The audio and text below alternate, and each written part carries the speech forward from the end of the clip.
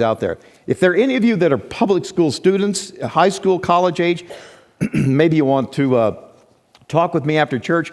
Maybe we can line up a little supper tonight and sit down and chat about what's going on at the college and give you some information, that kind of thing. Just meet me after church out there. Would you be so kind to do that? And then we can spend some time together. Well, I am so excited about what is going on this time of year. There is no better time for me. I don't know, I shouldn't say that. I love the whole year, but I love this time of year from about the 1st of October on.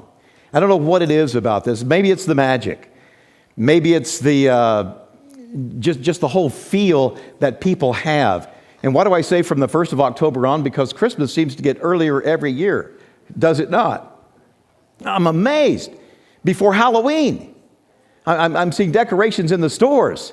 And Thanksgiving, unfortunately, has just become a blip on the radar screen of holidays, has it not? You know, we celebrate and then we go mad that Thursday night, Black Friday, and people are killing each other and banging each other I was watching the news and literally some guy had jumped on a TV and was holding on to it like a life raft. And people were trying to pull him off so they could claim that TV, and people were punching each other. And I thought, happy Thanksgiving. Shouldn't Thanksgiving really be thanks living? Oh my goodness. But it's just become a little blip. But there's something about this time of year that I love, and it's this, that all the world's attention turns to what? To the birth of Jesus. Now, you've seen my sermon title, What's the Rush?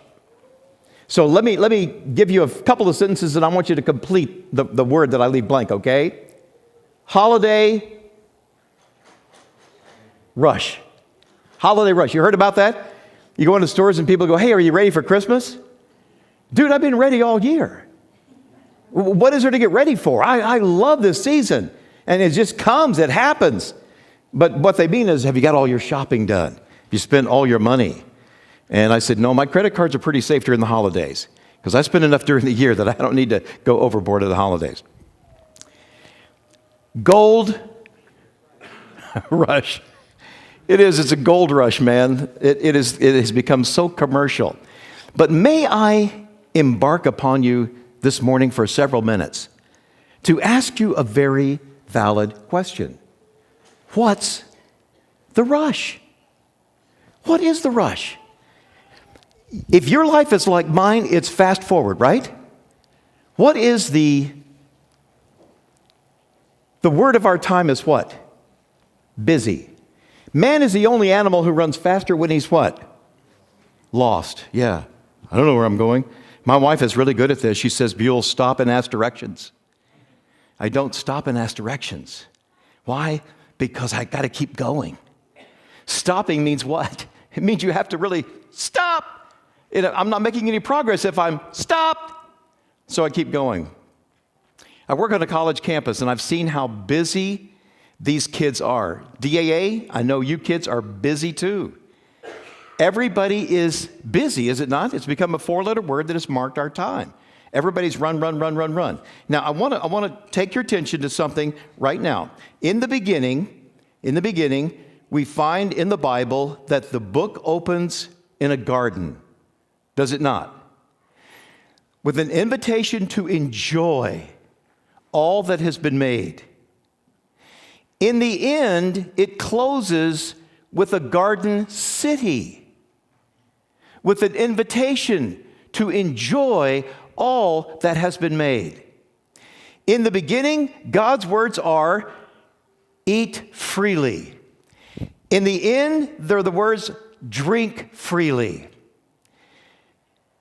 From beginning to end, there's a thread that runs through the whole book. It's a narrative. The Bible was never given to us as just a table of instruction or a tablet of instruction. It is literally a table of food. How often do you like to rush through meals? Don't you like to sit and enjoy the food? Savor it? Oh, man, I went to visit my friend Cole Hagley yesterday when I got in. Had some food at Starbucks. Had a little drink at Starbucks. Had a little dessert at Starbucks. I said, Cole, I am in no rush. I'll be right here. If you want to come back and visit me, come on down. And we'd sit and chat and talk and kind of caught up. No rush. When I sit down and eat, my friends, it is just that. It's eating. It's not rushing through. Do you really enjoy rushing through meals? I remember in the Army, man, we had 10 minutes maybe sometimes grabbing food, putting it in our pockets because they were in such a rush to get us through training, whatever the case is. Busy, racing. Is it any wonder, I love Robert Frost's words here, everyone is on the go with deadlines to meet, and his words here, promises to keep and miles to go before we sleep.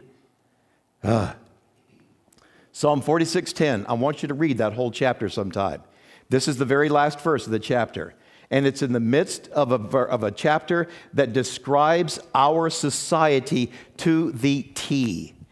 All these things are happening with all the nations and this, that, and the other thing, and the pestilences and the famines and all that stuff. And at the very end, David, in speaking for God, says, be still. In other words, sit down and be quiet and know that I'm God.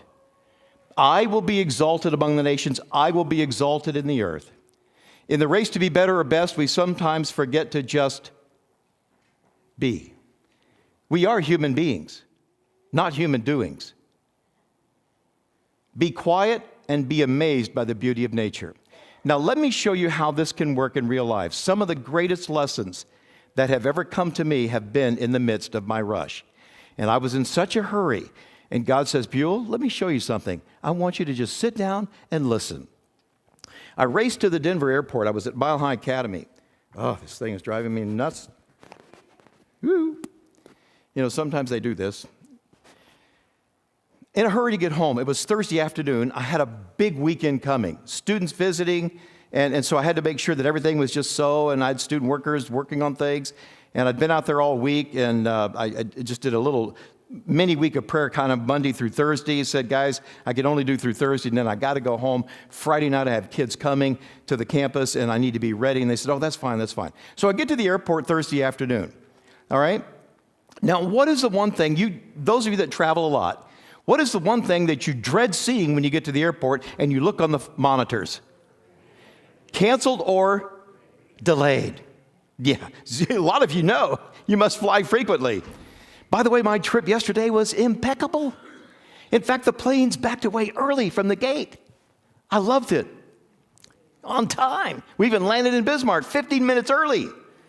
We landed in Denver 20 minutes early. Yes, it's what I like. But the flight was delayed. I walked up to the gal at the podium and I said, excuse me, miss, I just got here and I see that you've already posted delayed on the screen. Can you tell me what's going on? I didn't hear any announcement. And she says, well, yeah, absolutely, sir. She said, your plane is sitting there, as you can tell, but there's a mechanical issue on board. That can be anything from a toilet that doesn't flush, to a light that's burned out, to a major engine malfunction.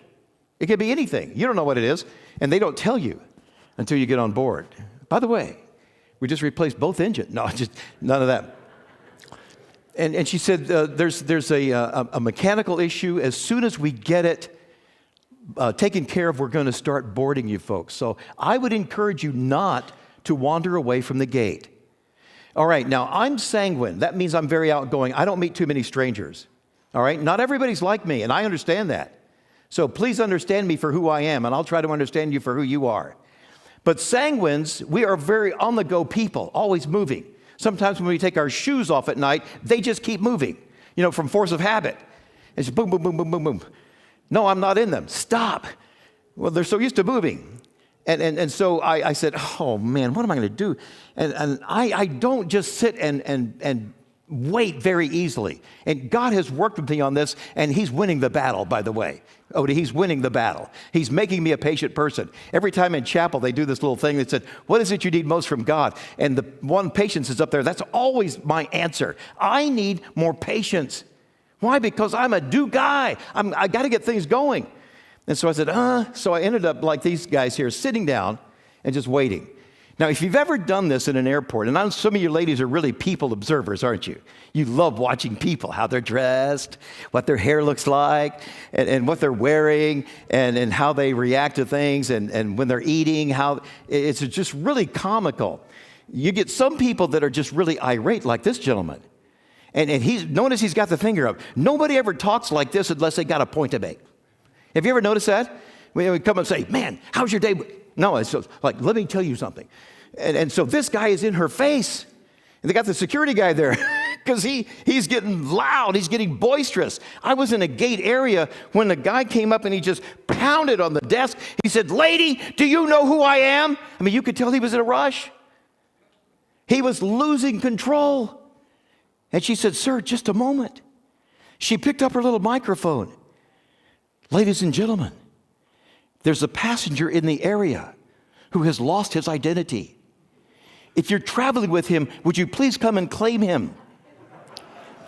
And then she looked at him and she said, sir, unless you are an orthodontist, get out of my grill. She said it so politely and so lovingly. How could he refuse such an offer? He's just stamped away, and the rest of us sitting. When somebody asks that question real loud in a waiting area where people are trying to be quiet and say, do you know who I am? All of a sudden, our attention's diverted up there. And then she tells him that. I went, yeah, way to go. It's so classic. But people just get so excited. And, these people are doing the best they can. Don't you love it? During Halloween, they dress up, and they look so sweet and so innocent. How could you get angry at somebody like this?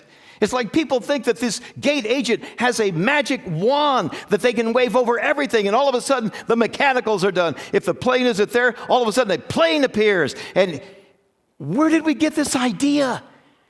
We've fallen into it honestly, people, because we have become a nation that is constantly on the go. Go to any major airport and watch people. Man, you got people trekking. Last Sunday was a crazy busy travel day. San Antonio Airport was jam-packed at 6 o'clock in the morning. Denver was jam-packed when we landed there at 9 o'clock. Lincoln, not so much jam-packed when we got home. But you see these people, and you go, man, where's everybody going? But we are a nation on the go, and we've become a very impatient people. And so my question is, what is the rush? What's the rush? These people are doing the best they can. Just chill with them. I'm sitting there waiting. And all of a sudden, this young lady comes walking by. Young to me, okay? Not young teenager type, Brooklyn. Young to me. She looked like she was about her early 30s. That's young to me. Oh, to be 30 again, now that December is here, And she is holding in her hand one of my all-time favorite foods. And you know this, Flemmer, you know this. Popcorn. She had this hot box of popcorn. And how do I know it was warm? Listen, if sharks can detect blood in water, those of us who are popcorn connoisseurs can tell if it's warm. It was warm. The odor, it's killing me, man. And I went, maybe I should.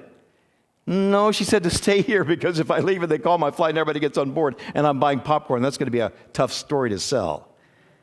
And so she sat down 2 seats down from me and she started eating this popcorn. Girls are so cool when they eat. Why do I say that? I have a wife, I have a daughter.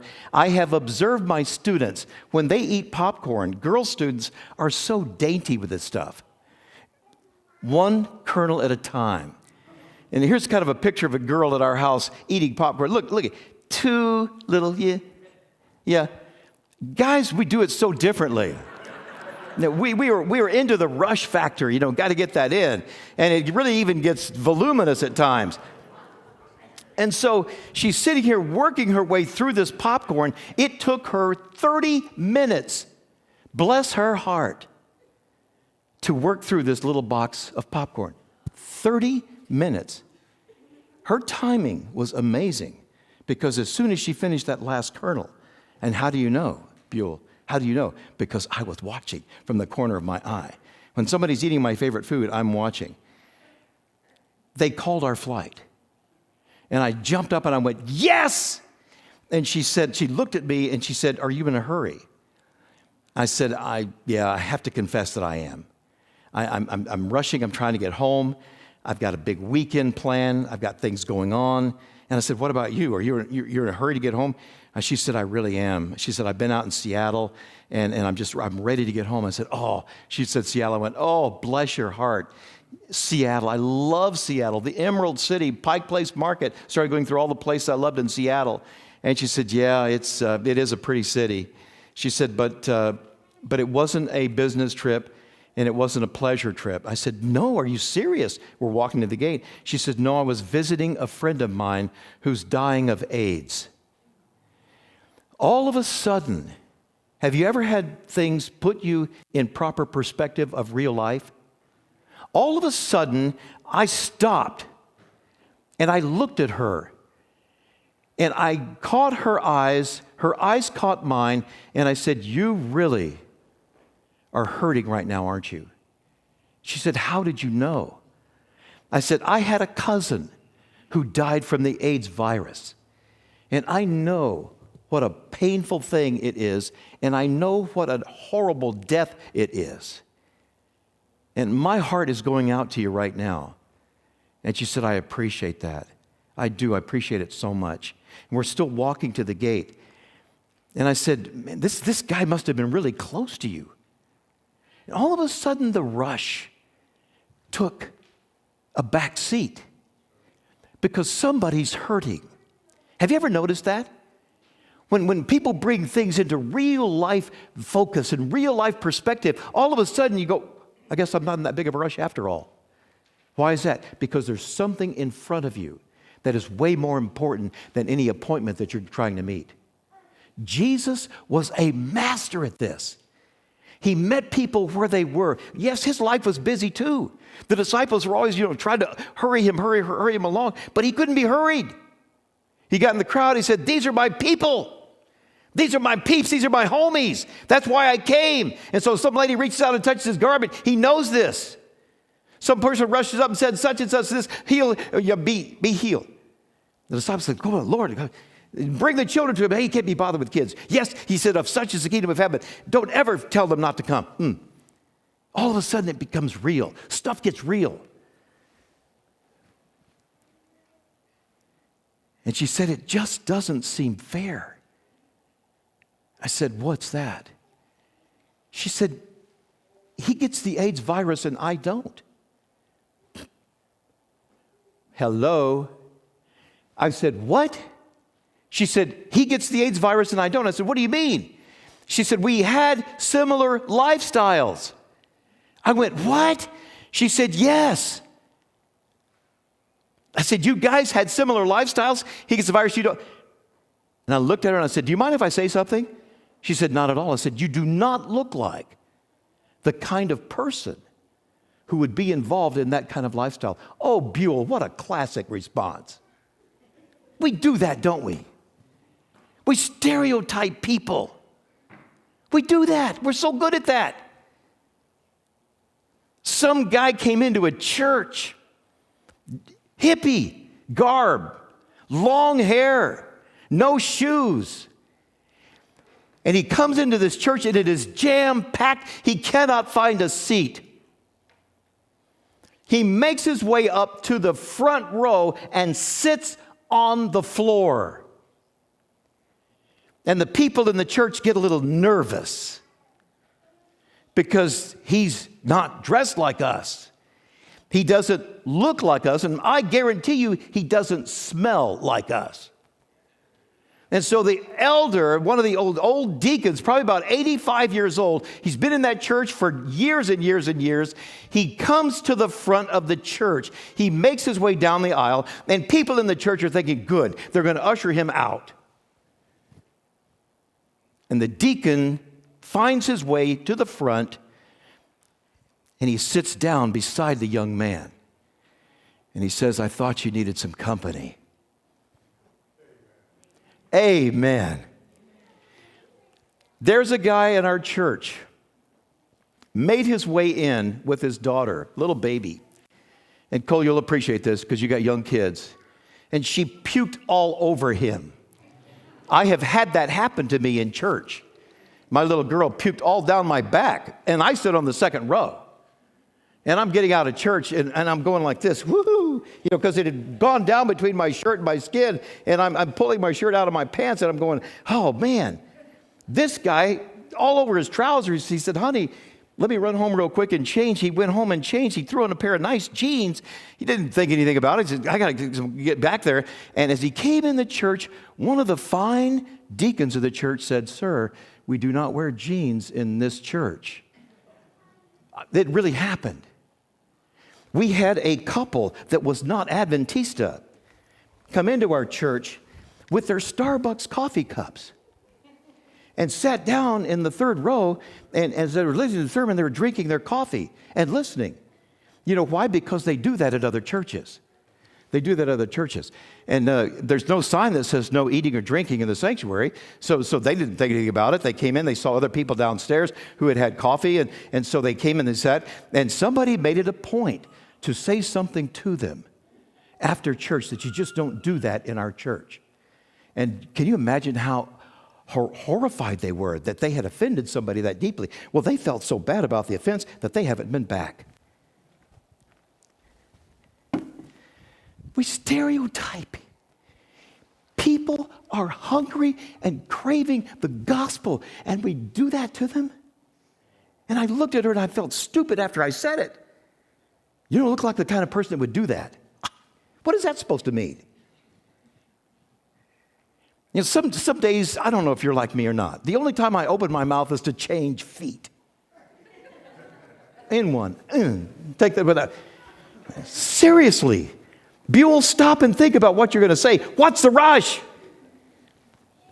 Making our way to the gate. And she said, yeah, I was. I was in that kind of lifestyle. I was into the promiscuous sex, into the mainline drugging. She said, my life was a mess, and I cannot believe that he gets the virus and I don't. And we get on the plane, and I knew that was it. She went in front of me, and I said, listen, I am really sorry about your friend in Seattle, and I know you're hurting, and my heart goes out to you, having been through a situation like that with a dear cousin. And she said, by the way, how did he ever get AIDS? And I said, it's an ugly story. He's a diabetic hemophiliac, had a kidney transplant from his sister, and in the transfusions, he got the AIDS virus through tainted blood. She just went like that. She said, he didn't even bring it on himself. I said, no. I said, stuff happens, though. It gets real. She said, I'm so sorry for your loss. And I said, and I'm sorry for what you're going through right now. And she said, listen, by the way, thanks for talking. I really needed this today. I really needed this today. And you know, I was thinking, oh, Buell, such a rush, ready to get home, do all your stuff. You just keep forgetting the here and now. I said, yeah, I know. She went, I followed her. She sat down on the aisle seat. I looked at my ticket stub. I said, whoa, I better slow down and see which row I'm at. Oh, I'm in her same row, and I'm on the window seat. I said, hey, I'm in the same row. And she said, good, we can talk. I knew what that meant. I'm a guy. And I know when a woman says she's got to talk, she's got to talk. Women on average speak about 25,000 words a day. Men, we muster about 12,000. So by the time we get home, we're done. But the wives are just kicking into gear. Now, I've learned this secret, guys. It took me a long time to learn this secret. So when my wife comes home, she works at a law office. When she comes home, I start asking the questions. Because she always wants to know how my day was. And I know if I could get that first question in, I'm there. Because what I do is I've learned how to speak woman. I've learned it. It's an art. You got to perfect it. So when I said, how was your day, honey? How'd it go? She says, oh, Austin this and Austin that. He's one of her attorneys that she works for. And I said, oh, okay. And I go, that's women talk. And she'll say something else, go, really? Da-da-da-da. No. Are you serious? Hey, on and on and on like that. And because what women really want when they talk is for men to, that's why we have two of these and one of these. Engage, disengage. Engage, disengage. Listen, happy wife equals happy life. You know, do you want to be right or do you want to be happy? You know? So I'm listening. I've learned to cultivate that. And so every couple that I marry, when I sit down and do premarital counseling, I said to the guy, first and foremost, I sit him down, we do lunch together. I said, listen, I just have one thing to say to you at the beginning of this, and then we'll go from here. And he says, what's that? I said, learn how to speak woman. And they always look at me like, what? And then I start talking about it. They go, oh, yeah, I guess you're right. I said, listen, I learned this the hard way. You know, men, we are so goal-oriented. Women are so emotive. They're so feeling. They want somebody to listen to them. They don't want you to solve their problems. They want you to listen. So my question to the guys is, what's the rush? Sit down and listen. Sit down. Oh, I got to race. Ooh, yeah. We white people have to eat at 12, right? No, just kidding. And so I said, and she said, good, we can talk. And so we did. Man, we went on and on and on. And all of a sudden, as we're talking, I'm out of the corner of my eye. I'm catching the flight attendants who are working their way down the aisle. Now, this is an Indonesia flight attendant. They do dress like that, by the way, just on one last March. It's a typical American flight attendant here. And they're just very helpful, grateful people. And you can always tell when somebody likes what they're doing because it looks like they do it so easily. That's why professional athletes are so much fun to watch. It's like there's no effort. See that guy that made that touchdown catch? Like, yeah, it's crazy. And how they turn a double play and how this, that, and the other thing. It's just amazing. But these gals were walking down the aisle and they were giving out snacks and they were just engaging all the passengers with statements like, oh, what a cute, adorable baby. Oh, you must be so proud. And they're going this, that, and they said, oh, sir, we're really glad you're flying United today. Thank you so much. Where are you headed, by the way? And they're giving out little snacks. And they came to our row and they gave my seatmate a snack. And she said, sir, would you like a snack? And I said, no, I'm okay. And she looked at me and she said, are you sure? Are you sure you're okay? She said, you don't know what you're missing in this snack. I said, really?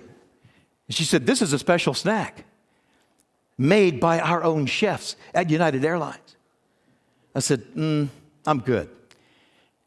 She said, that may be a matter, no, she didn't say that's a matter of opinion. But she said, okay, you're missing out. She went by, and as my seatmate opened her snack box, I thought, oh, she wasn't just blowing smoke. That is a good-looking snack box.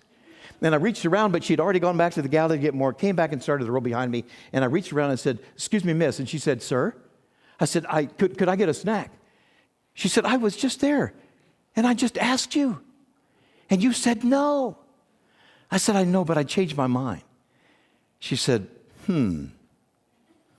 All of a sudden, I knew I love this woman. I love this woman. Anybody that can take that kind of thing and give back, I just adore people like that. So she came around and she put the snack on my tray, and she even opened it for me. And she said, there. Now, is the little boy fine? Oh, I said, I'm good. Thank you so much. She said, okay, I'm just checking. Same thing when they came back with a drink cart. Just talking to the people, engaging them in conversation. They weren't in any rush. They weren't in any hurry. They were just enjoying the moment. And they came back, and she looked right at me and pointed her finger. So you know she's making a point. She said, sir, you have one chance, and one chance only. I am not coming back here. What would you like to drink? And I said, first of all, do you mind if I say something? And she says, why not? It looks to me like you're going to anyway. You're just ready to spill over with words. And I said, oh, bless your heart. I said, let me say this. Thank you so much. Thank you so much. Have you ever heard people say, I'd like to thank you, but they never did? They wanted to. They would like to, but they never did. I love it when people get up and say, we'd like to welcome you. Okay, go ahead, welcome me. That's just that's me. My mind just runs and things like that. I love to play with words. And I said, thank you so much for what you guys are doing. You are amazing flight attendants. You and your partner, you're just coming by, you're engaging people. You're not in any big rush. You spend time at each row. There's another thing. What's the rush? Spending time making moments count. Making people feel special. Jesus was a master at that too, by the way. I want to be like Jesus, don't you? I want people to feel special, that I'm not in any big rush. I said, you guys are doing a Herculean job. You see a sea of faces on every flight that you've never seen before, but yet you treat us like you've known us all your life. I'm excited to be here. Thank you very much for your service. It's impeccable today. And she said, well, sir, that was really nice of you to say. And by the way, it's because we fly with United. That's why you have good service today. And then the other one perked up and said, yeah, and on top of that, you know why we're so excited today? I said, please. She said, because we're going back to Sioux City, Iowa. I went, what? And in my mind, I'm thinking, Sioux City. Anybody here from Sioux City? The armpit of America. Rendering houses, slaughtering houses. You excited to go back to Sioux City?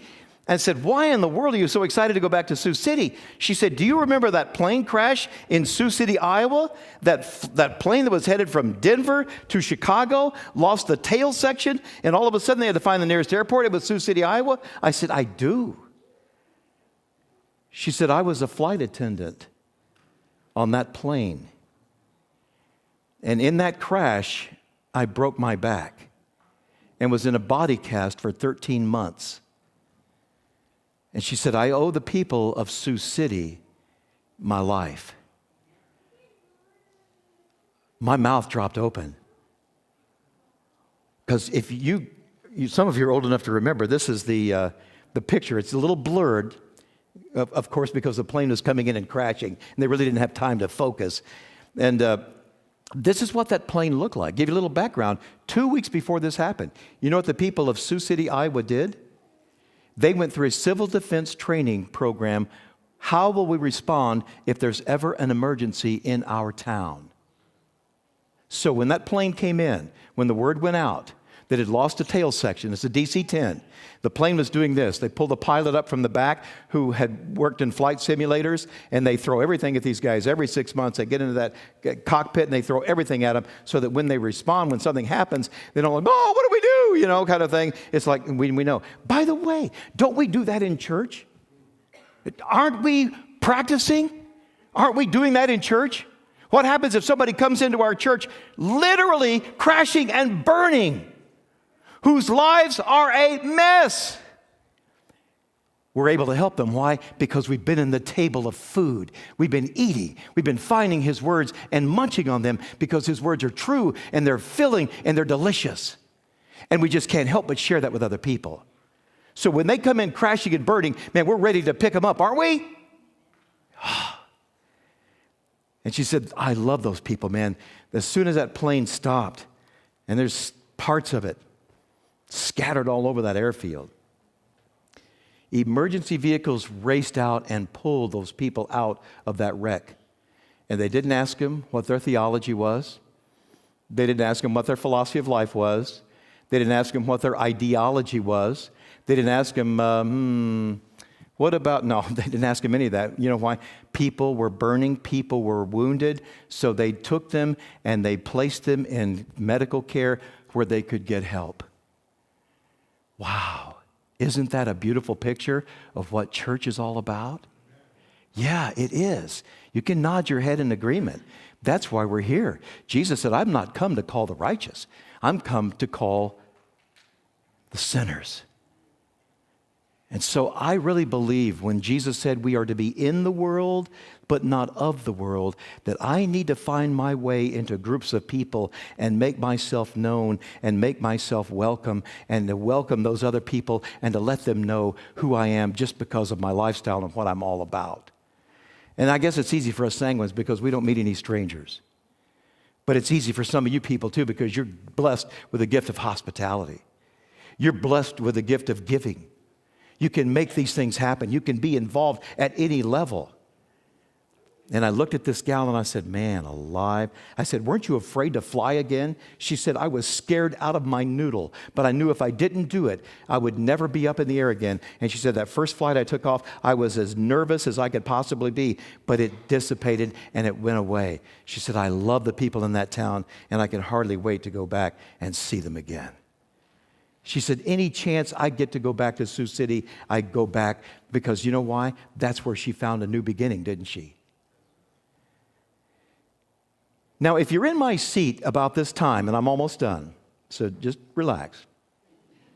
What's the rush? If you're in my seat at this time, don't you feel just a little sheepish? That you're trying to tell God what your schedule was? Why do we do that? We tell him all the stuff that he already knows. Dear Lord, Mary's in the hospital. It's like God said, really? I didn't know that. Instead of approaching that Buell, Lord, another opportunity to fly. If there's somebody here that needs a listening ear, an encouraging word, I'm here for you. Do what you want. Opening myself up right on my, it's what Mother Teresa said, our lives are like a sheet of paper and God writes upon them with his pencil what he wants to do. Let's quit telling God our expectations and start listening for his. Mother Teresa was being asked by Dan Rather, Mother Teresa, when you pray, what do you say to God? And she said, nothing, my son. I just listen. Oh, well, when God speaks to you, what does he say? And she said, nothing, my son. He just listens. And she looked at him on television, square in the eye, and she said, if you don't understand that, then you don't understand what prayer is all about. It's about being in tune with what God wants to do in your life, and you do that best by listening. Oh, I'm sitting there, I'm going, God, you set me up today, didn't you? This is a girl had a new beginning. As they were getting ready to land, they made the announcement. Flight attendants, prepare for landing. Means put your seat back up, tray tables up, comes back by the flight attendant did. My seatmate had her seat still back in a very relaxed position. I'm really glad I made her relaxed, sitting back, enjoying. And she said, excuse me, miss, but you need to pull your seat back up. And then she looked at me and she pointed again. I said, uh-oh, here it comes. She said, it's your fault, isn't it? I said, what? It's your fault. I said, what? She said, you were so busy talking to her that she didn't hear the safety announcement. She broke into this big smile. And I said, and before I could say anything, I'll never forget her next words. And I want to apply them every day to my life. She said, isn't her safety of any concern to you? You were so busy talking to her that she didn't hear the announcement. Isn't her safety of no concern to you? And I put up my arms and I said, I'm guilty as charged. And she said, put your face over here next to my hand. Now, when I was in college, we'd done that a lot. In other words, save me the effort of reaching over and slapping you. Just put your face right here so I can quick pop it. And so I said, oh, please. It'll be the first soft thing I've touched all week. And then she got embarrassed. She started getting red. And the guys behind me are dying laughing because they heard what was going on. And then her shoulders start going up. And she breaks into this smile. And she said, that was good. That was good. Now be careful. And she walked on by. As I'm getting off the plane, she said, get off of my plane. Oh, but thanks for flying United.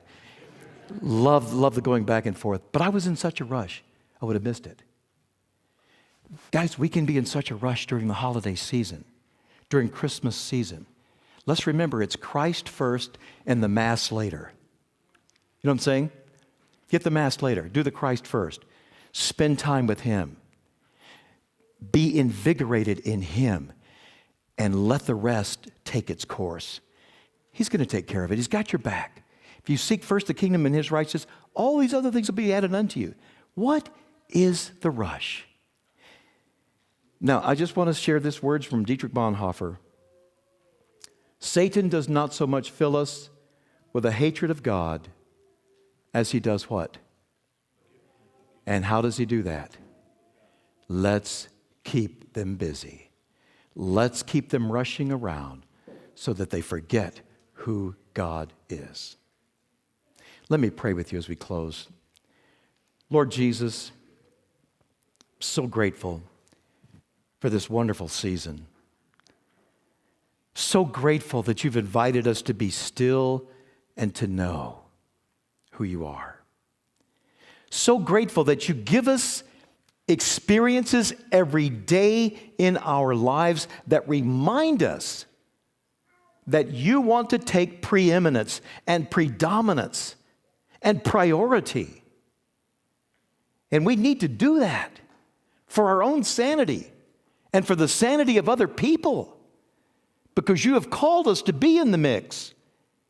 But in the mix, give us the strength and the ability to slow down and stop and to be who we are in you, so that we can effectively minister to those with whom we come in contact, to those with whom come into our church crashing and burning, needing light, needing guidance, needing life.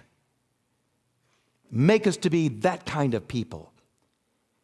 And Lord Jesus, I pray that you do in us, do for us, do through us, do to us, and do with us that which will bring glory to you in this season of the year and throughout the whole year, that others will know without a shadow of doubt that we are your sons and daughters, not so wrapped up in making a living that we fail to make a life. We'll be careful to give you all the praise and all the glory for that. In Jesus' name, amen. Amen.